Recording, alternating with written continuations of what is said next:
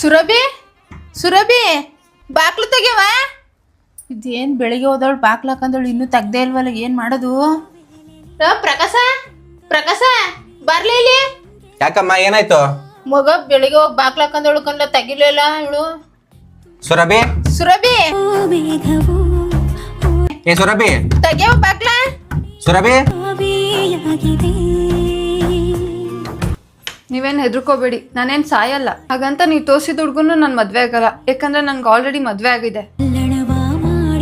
ತಾಲಿ ಕಟ್ರೆ ಮಾತ್ರ ಮದ್ವೆ ಅಲ್ಲ, ಮನ್ಸು ಕೊಟ್ರು ಮದ್ವೆನೆ. ನಾನು ಇದೇ ಮನೇಲಿ ಸಾಯೋವರೆಗೂ ಅವ್ನ ಹೆಂಡತಿಯಾಗೇ ಇರ್ತೀನಿ. ಸಂತೋಷನಾ?